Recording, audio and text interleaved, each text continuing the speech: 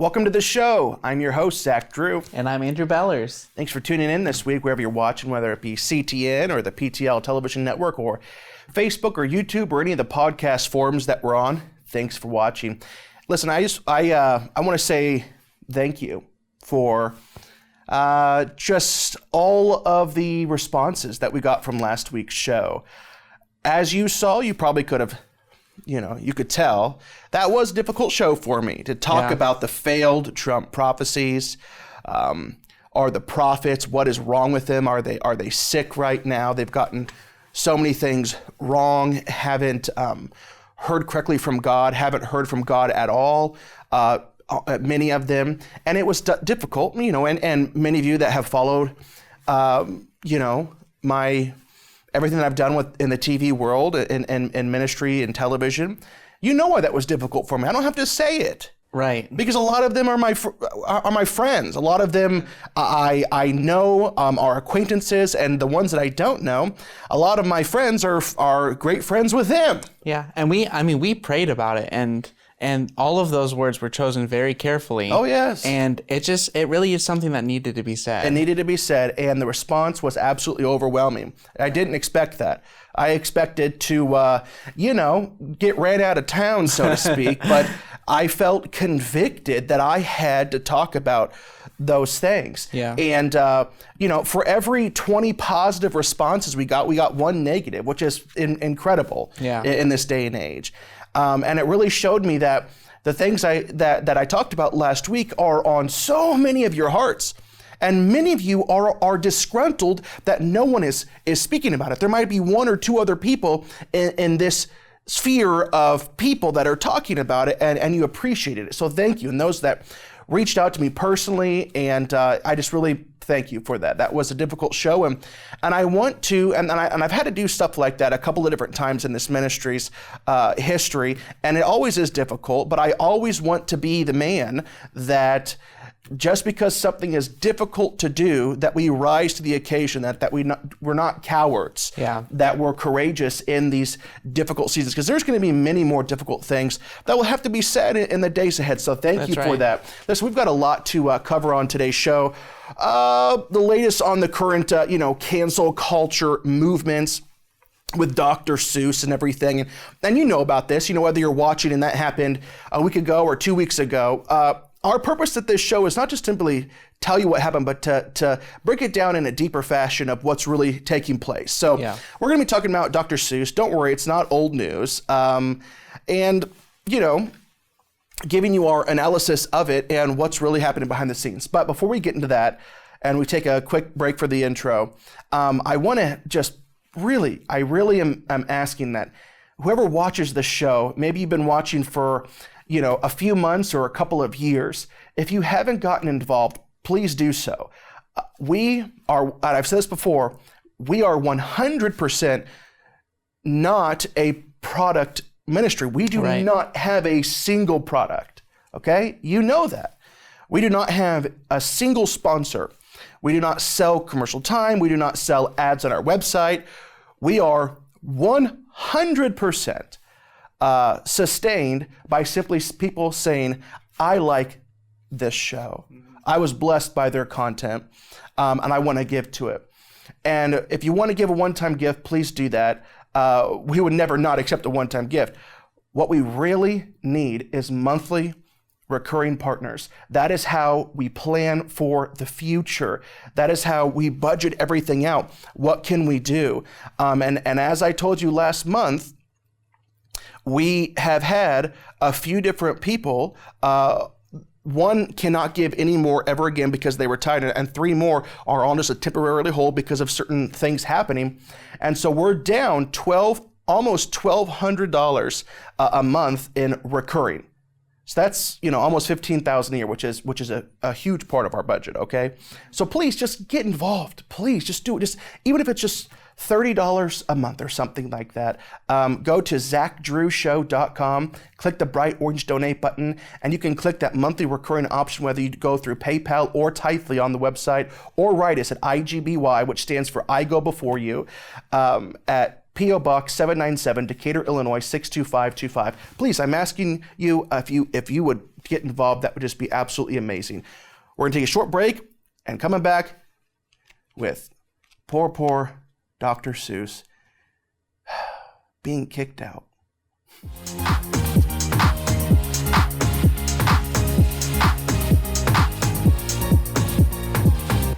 Well, Dr. Seuss, no more green eggs and ham for you and I, Bellers. Nope. Or for anybody else for that matter. Unless you're incredibly wealthy and want to go on eBay and buy those books for about $1,000 a piece. Right.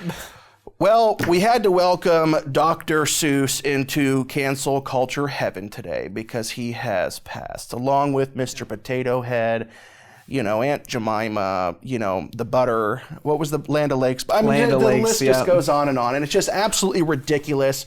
And there are just a bunch of crazy Marxists behind it all. That's right. They've got to absolutely deconstruct an entire era of what it means to, just American culture, whether they invade the NFL or the NBA or baseball or, my gosh, Hollywood, are you kidding me? Or down to the kids' children's toys. They want to ruin every single form of entertainment. Yeah, they sure do. Well, here we go. So, article, 6 Dr. Seuss books won't be published for racist images. So you can say goodbye to If I Ran the Zoo. And to think that I saw it on Mulberry Street. McElligot's Pool, that one's gone. Another one is On Beyond Zebra. The 5th on the list is Scrambled Eggs Super. And the 6th, no longer, The Cat's Quizzer. Now, understand that the decision to ban these 6 books was by educators and experts. So we can trust their decision and their wisdom, right? Because listen, guys, it was done by educators and experts. I want to let you know that this is fascism. Yeah. That's what it is. Please make no mistake about it. It's fascism. And I want you to just ponder with me. Tell me a single time where people burning books, this is what this essentially is. It's a book burning. Yeah. Whenever were the people that were on the side of burning books the good guys? Well, never. The people on the side of burning books have always been the fascists. Yes. This is the end of an era. That's what we're looking at. This is the end of an era. And I'm telling you right now, if you own one of those books, if you have a Mr. Potato Head, if you have any of these Dr. Seuss books, keep it. Keep it. It's the end of an era. Yeah. And now, Bellers found something. I thought, Bellers, it's not funny, but it's so ironic that it is funny, but it's not funny at all. He said, Zach, because I'm looking over in the corner of the studio where his desk is, because I actually will do my work right here during the week. And he's over there back in the back of the studio. And he said, hey, Zach, he goes, do you know what the definition of fascism is? And I said, well, why don't you tell me? And he read it, and he's like, now tell me, who are the fascists? Tell us the story. Yeah. I mean, well, because you would think it'd be us. Because that's what we're called. Anytime you hear the word fascist, it's the left calling the right fascist. And people it's calling conservatives, Donald Trump. It's patriots that love God. These are the fascists to the left. You think of the anti-fascists, or how they labeled themselves, Antifa, they're on the left. Well, if you actually, it's a word that gets thrown around a lot, but nobody really takes the time to sit down and explain what the word actually means. Well, here's the definition of fascist, and it's from Merriam-Webster. I mean, they've got a lot of flack from doing some pretty liberal things to their definitions of words. So by no means is this a conservative source. A political philosophy is the definition of fascism. Movement or regime that exalts nation and often race above the individual. Okay, so that's the first point. Yep. Race above individual. And we'll go through and I'll hit these points after. And that stands for a centralized autocratic government headed by a dictatorial leader, severe economic and social regimentation, and forcible suppression of opposition. Well, let's just hit the first point. Exalting race above the individual. That doesn't sound like conservatives to me. No, it's not. I mean, you look at the left today, and they're all about regressing our society back into a form of tribalism. Mm-hmm. It no longer matters what your individual experiences are. It no longer matters the character of your heart. Exactly. Right? And we've talked about this before. It's the exact flip of the dream that Martin Luther King Jr. had for our nation, that we wouldn't be judged by the color of our skin, but by the content of our character. Well, today, in the left, you are judged first by your intersections of oppression. And on the top of that list is usually your race. The second point, they stand for a centralized autocratic government. This is what fascists stand for. Fascists stand for Fascist, yeah. Well, that's quite contrary to a conservative or a patriot that that loves God. We hate big government. Yeah. I mean, if you look at the party who loves big government today, it's the left. And then here's the third point. Why do they love big government? It's because of the next part of the definition.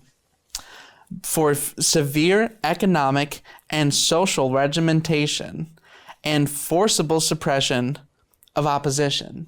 They want to control how much money you have. They do. They want to redistribute the money equally, along the lines of what they consider equity. They want to have power over what you can say, over what you can do, over what you can read, over what you can read, what you can read to your children, over what you can print. I mean, that is the fascists. In the same way, actually, it was, and I saw this, I don't know where she got it from. I have an aunt named Tanya, and she posted on her Facebook this week. She goes, it's really interesting that apparently the definition of racism and anti-racism are the exact same thing. I said, well, that's a very clever point, because racism is bad and it has a definition, but those who say we are anti-racist and coming after the racists, they themselves are like the most racist, which is just, it's the irony of the world we live in, where it's Isaiah 5:20. They're going to call the good things bad and the bad things good. That's right. That is where we are right now in American history. And it's just the fascists, like you said, it's the fascists that are burning these Dr. Seuss books, and it's the fascists that are calling the people that aren't fascists. It's just such an ironic time to live in. Yeah. Listen, I want to go into this just a little bit. So we flashed that article on the screen, 6 Dr. Seuss books won't be published for racist images. And it says this, the Dr. Seuss Enterprises listened and took feedback from our audiences, including teachers, academics, specialists in the field, as part of a review process. We then worked with a panel of experts, including educators, to review our catalog of titles. It says in the book that's called And to Think That I Saw It on Mulberry Street. The reason that one's canceled is because it portrayed an Asian person wearing a conical hat, holding chopsticks, and eating from a bowl. Like, why is that offensive? Yeah. Asians in Asia like to eat with chopsticks. Have you ever been to a Chinese restaurant? Look at the management in the back, they're eating with chopsticks in a bowl. They don't have the hat on. I just don't get it. And no, let me say something.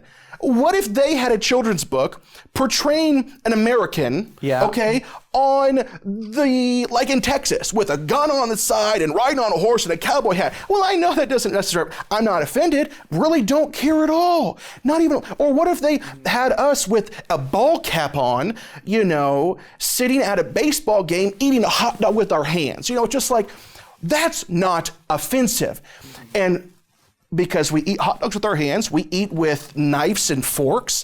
If they eat with chopsticks out of bowls, it's not offensive. And it's such an idiotic, stupid thing to say that is offensive. Now, if you're talking about them in a derogatory manner, that's offensive. If you're demeaning their race, that's offensive, okay? But they're not.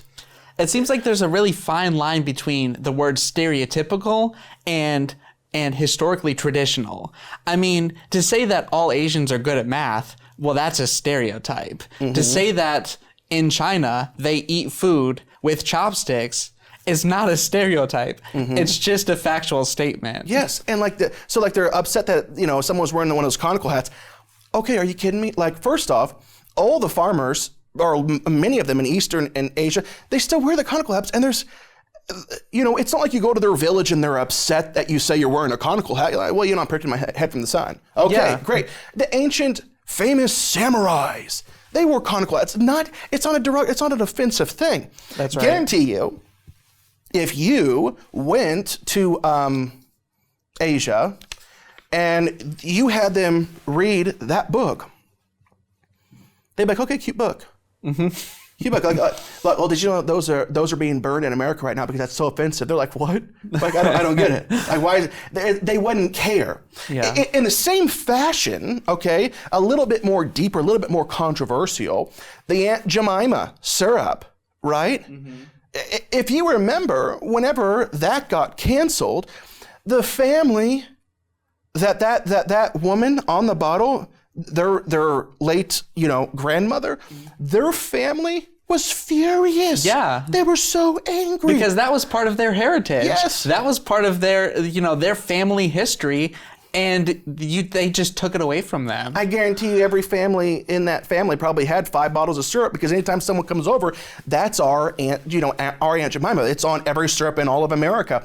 It's kind of like, if someone is famous in your family, typically no one has famous people in their family, really.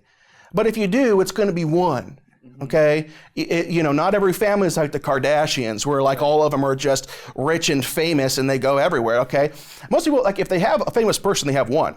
And it's like, actually, my second cousin's brother's niece's great uncle was actually so-and-so. Be impressed with me. Right? That's how most people act whenever you have a famous person in the family. Right. So it's like, it was a huge deal for that family that it was their famous person in their family. I don't have any famous people in my family.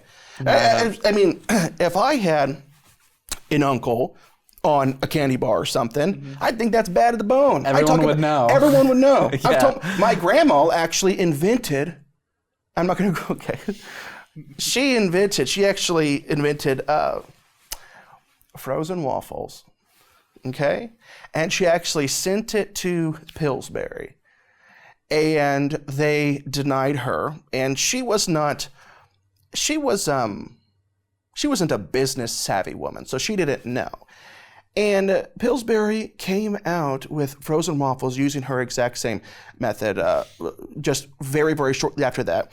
And my great-grandma, she approached my mom like in the early 2000s or something, and actually showed her the paperwork and everything that she had sent in and said, Jana, that's my mom's name, can I do anything about this? And she's like, oh, Grandma, no, not anymore. I guess you have like 7 years or something like it. There's a legal, not anymore, Grandma. Right? But so she actually invented, so we could have been rich and famous, right? But you could have had your own Aunt Jemima. And I've shared that story 100 times. So that's what I'm saying. They're canceling things that are just absolutely ridiculous, and they're trying to change a culture. And now, you have Universal Lando having to get on board. They are now evaluating its Dr. Seuss themed areas, according to CBN News, because, wow, we didn't realize it was culturally insensitive. We apologize. We were as liberal as they come, and we just didn't know. We didn't get the memo. Guess who else didn't get the memo was Kamala Harris. Look at this article. Kamala Harris tweets, celebrating Dr. Seuss. Well, that becomes problematic. She actually posted this tweet in 2017. The then senator wrote on her Twitter, "Happy birthday, Dr. Seuss. The more that you read, the more things you will know. The more that you learn, the more places you'll go." Well, sorry, Kamala, that we didn't forward you the memo that was tabled to be canceled, and now you look like a stinking racist, right? I mean, that just, like, no, they don't even know where they're going next. Yeah. Right? I mean, it's just gonna get down to the very words like mailman. Well, male person. Yeah. Right? I mean, or, I've heard that, people in like the BLM movement are absolutely offended that they're to blackmail somebody. Why don't they call it white mail somebody? Yeah. Or a card game called blackjack. Why has it got to be blackjack? Why not? Like, it's just like, come on. Like, this is absolutely ridiculous. And even go back to the Dr. Seuss thing. I mean, it was part of what was offensive is that he called an Asian man from China a Chinaman, which has become, that's a blacklisted term now. You cannot get any more accurate. Calling a person, a man from China, a China man. But they keep moving the goalposts so that they ban all words so that they can just choose which people they want to target. And if the word Chinaman is offensive to you, then understand that you have been subliminally changed by the politically correct culture. Because if you were in China and they said, hey, it's the American man, or hey, walking through the restaurant, hey, it's the American woman, there's no offense, right? You wouldn't be offended. You wouldn't be. So if you're offended by someone saying Chinaman, then you have been deceived. It's ridiculous. And even if it does offend you, we have a Constitution with a First Amendment. And I believe it was the First Amendment for a reason, first and foremost, which is freedom of speech. And even if you don't like what somebody says, people say stuff all the time I don't like. I think it's ridiculous. I think there's a lot of ignorance said all the time, right? Just tune in to CNBC. Just tune in to MSNBC, CNN. A lot of dumb things being said today. But guess what? They have the right to do that because they are American, they live in America, and they are afforded their constitutional rights, which is the First Amendment. So that's where we are. I want to move it on to the next section. How do we win? Where do we go from here? It's going to come down to public schools and the universities. And we actually have a helicopter going over right now. I don't even know if the microphone's picking it up. But just wanted to talk about that helicopter in the room. It's not ours, it's just flying overhead. So public schools and universities. I love Bodhi Bakum. He's an amazing Christian man. And pray for him. He's actually dealing with some heart issues. We as a ministry, part of your giving, we helped him about 2 weeks ago for some of his medical procedures because he does not have medical insurance. And just an amazing teacher and preacher. So pray for him because he's been having some heart issues and had to have a big surgery actually this week. He said, and I love it, go ahead and put the graphic up, Christians will not win the culture war until they remove their children from government schools. There you have it. Now, I know there's always the exception, because if you live in a nice community and this and that, there are some schools that are kind of, in a way, getting around and kind of bucking the system a little bit. And I understand because I actually know of one in this area. It's just what I'm trying to say is in this area, they're much more conservative than school districts right next to them. So I know that a lot of people aren't able to homeschool. I know a lot of people aren't able to send their kids to private school because it is so expensive.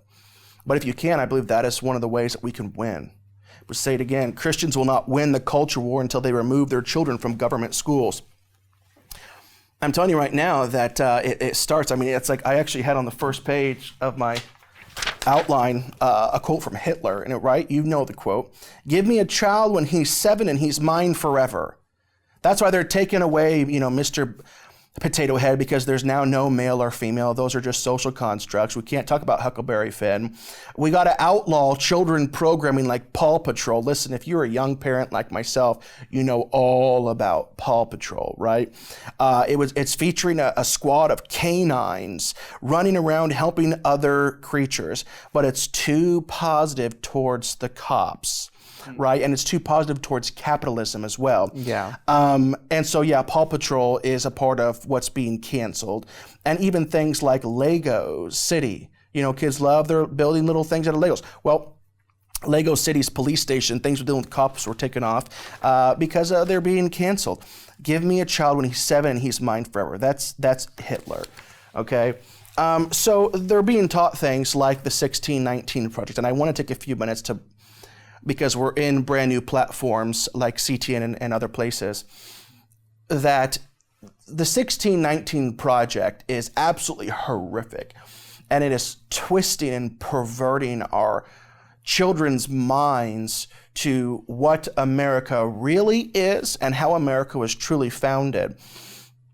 The 1619 Project, it's in as of, well, it's in over 3,500 schools in all 50 states. And all of these schools in all these 50 states, they've adopted the 1619 Project, which is a God-hating, an anti-American, Marxist-pushing curriculum into their classrooms. Now, 3,500 schools, 50 states, that was in 2020, okay? So now that we have Biden in office, I can't even imagine how this has and will escalate. Because remember, in late 2020, Donald Trump, he created the 1776 Commission, and he created it in response to the 1619 Project. Well, did you know a couple months ago when Joe Biden was inaugurated, literally on his very first day in office, he dissolved the 1776 Commission. So make no mistake about where he, lands, so to speak. So, quickly, what is the 1619 Project? For those of you that don't know, it's incredibly important. The 1619 Project is a series of articles published by the New York Times, not by historians, but by journalists, okay? The idea was that 1619, the year the first slaves arrived, is the date of America's founding, not 1776 with the signing of the Declaration of Independence.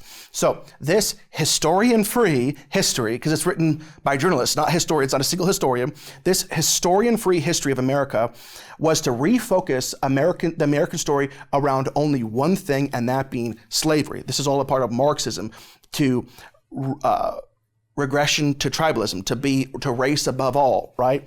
So the Federalists put it this way, and I really like it how they said this. So go ahead and put that up on the screen. The New York Times shot for the moon on the 1619 Project.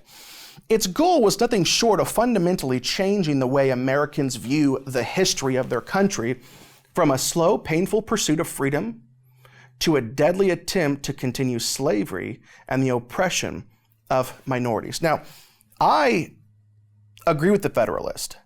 That is one of their goals, a short-term goal, to fundamentally change the way Americans view the history of their country. But their ultimate goal is social Marxism. You see, the 1619 Project uses two major methods to push Marxism. Number one, it's to rebrand the United States, not as an ambitious experiment in liberty, essentially founded on the proposition that all men are created equal, right? Which that's what America is. But more so as a country that was established for the purpose of protecting the institution of slavery. That is what they state.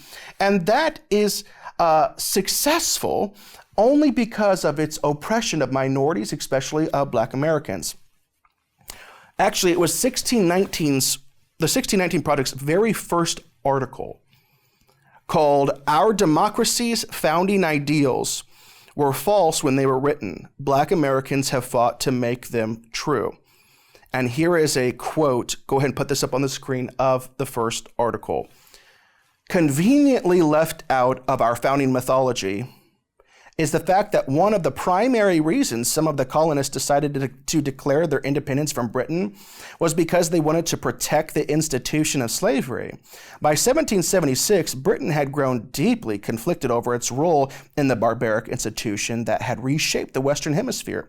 In London, there were growing calls to abolish the slave trade. This would have upended the economy of the colonists in both the North and the South. The wealth and the prominence that allowed Jefferson, at just 33, and the other founding fathers to believe they could successfully break off from one of the mightiest empires in the world came from the dizzying profits generated by slavery."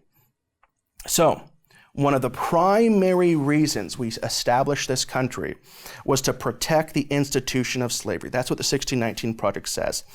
That is a ridiculous claim. And not is it only ridiculous, it is literally a lie.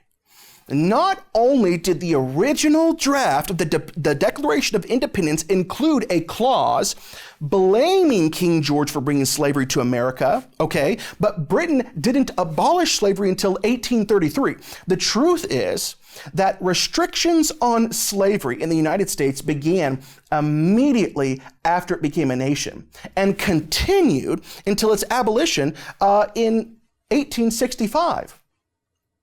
What this article attempts to do is reframe America into nothing more than a social, political, and economic hierarchy in which minorities, Black Americans chief among them, are squarely placed at the bottom of the pyramid. This is Marxism 101. So what's the purpose of this? This perfectly establishes the oppressor-oppressed narrative necessary to justify the wholesale acceptance of social Marxism, where the proletariat are not just simply defined by their economics, the proletariat, that's the working class, the not-have status, but by the accumulation of their intersections of oppression along the lines of immutable minority characteristics. If that last sentence doesn't make sense to you, then go and watch our previous shows on Marxism. The second thing is they attack capitalism as the system by which America oppresses minorities. The second article of the 1619 Project was titled this: in order to understand the brutality of American capitalism, you have to start on the plantation. So capitalism is the enemy. Once again, Vodi Bakum, Christians will not win the culture war until they remove their children from government schools. And we could even talk about universities, but we're totally out of time for today. Higher education does little today but corrupt the souls of impressionable Americans. Yeah. And so if you're thinking about sending your kid to university, please just think about what you're doing, how they would be indoctrinated. If you can send them to a private school, send it. But if they can even learn a trade, send them to a trade school. If they're passionate about, that is you're not going to... Send them here. We can teach them some... Yeah, send them here. Some media stuff. Absolutely. Listen, we are totally out of time. I've already went over time. Once again, just when I ask, we're not a product-driven ministry. We have no sponsors. Please become a monthly recurring partner. We need to build that back up after losing around $1,200 in monthly support. So if we could just build that back up, that would be amazing. So please go to zachtershow.com, click the bright orange donate button. If you can only give a one-time gift, please do that. And if you can become a monthly recurring partner, that'd be absolutely amazing. Well, thanks for watching today's program. We'll see you next week.